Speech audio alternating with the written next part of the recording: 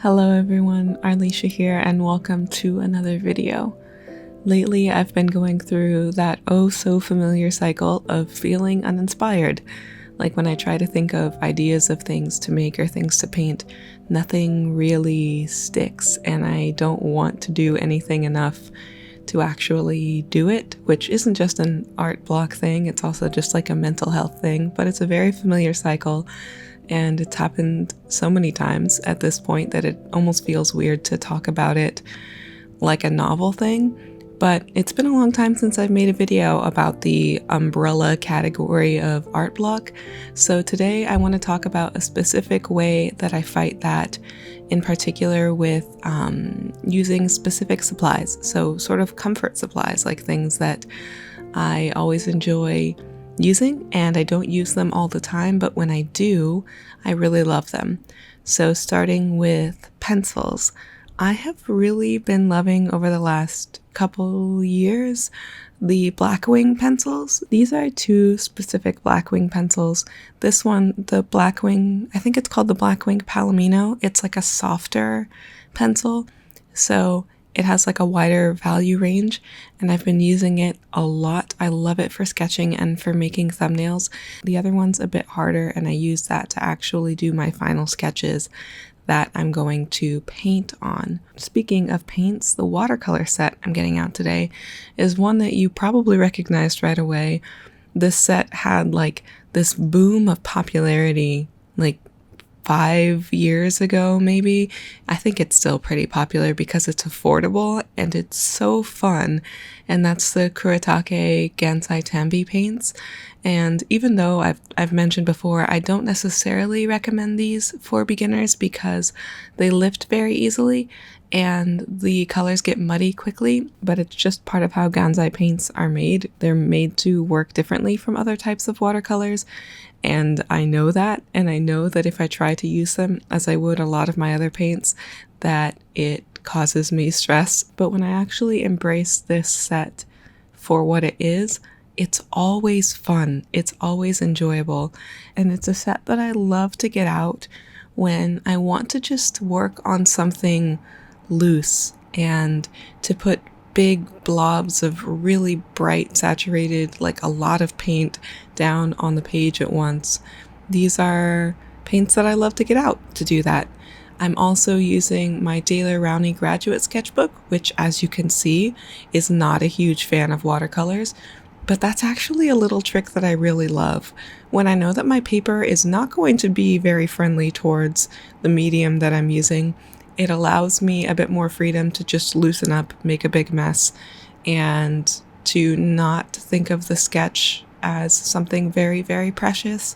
And then I can just make a big mess with it and play around with it.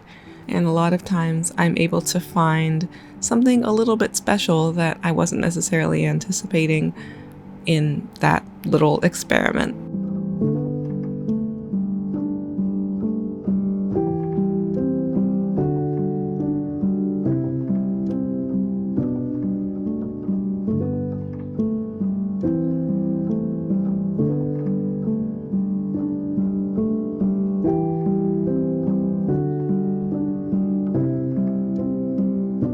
If you follow me on Instagram, you may have seen in my Instagram stories that I have been sketching this concept a lot lately, and even this painting that I'm working on today isn't like the final version of the actual idea that I have in my head.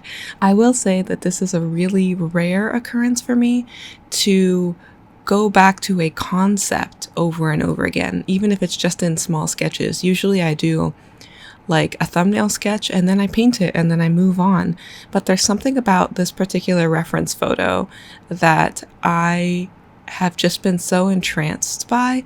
There's something in like the wideness and the angle of the eyes, and also just the perspective of the photo where there's this very subtle, almost warping effect where the front of the face looks so wide and it just kind of narrows as it goes off to the sides, that I just find so fascinating. I guess that's another comfort thing that I lean on when I'm not sure what to do, is this particular model whose name I will put on the screen now.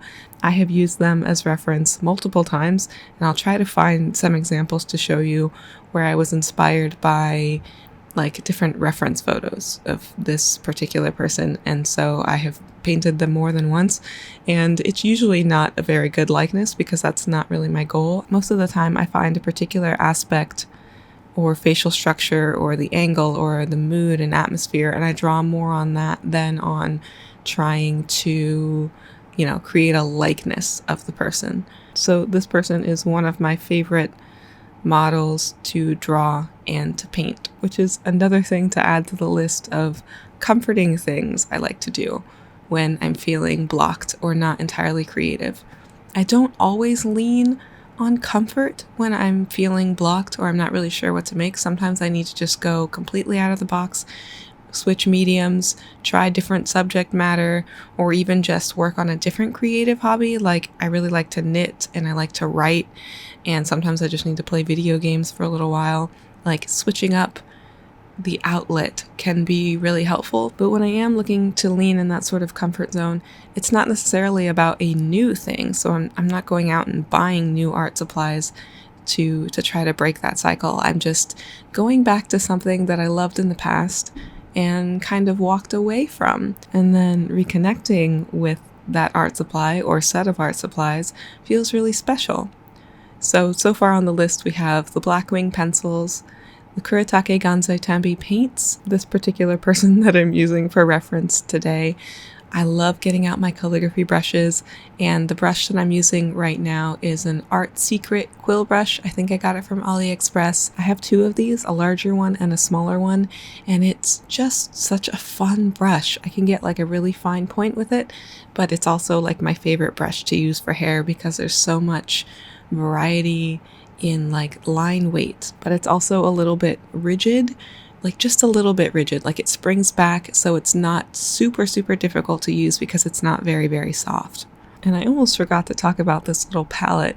I bought it on a whim on Amazon, like gosh, it could have been a year ago now, and I've only used it like 2 times. I'm still not sure how I feel about it, but I'll leave a link to that as well. I guess a comfort thing that I'm kind of just now realizing that I lean back on is also on this pink peachy color. I don't know what it is about this particular like fine range of tones that I love so much, but I do. It always feels good to paint with this color. For me, it's like a universal human color, and it just reminds me of the common ways that humans can be vulnerable or suffer or experience hardship. I know it's a weird thing to say about a color, but it's just a color of emotion to me, and I love it, and I lean on it a lot. I would love to hear from you all as well. Let me know if leaning on comfort art supplies is something that you like to do, or even just what your comfort art supplies are. What are the ones that you like to go back to and that you forget that you like them so much, but it's always fun when you get them out again.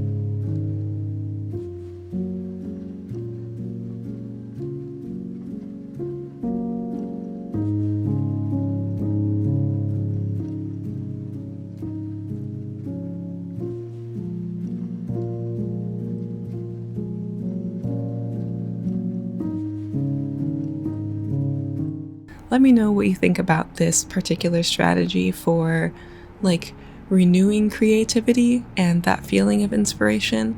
I'd love to know what your favorite ways are to get through this sort of art blocky thing that takes really a lot of different forms. So let me know what you think.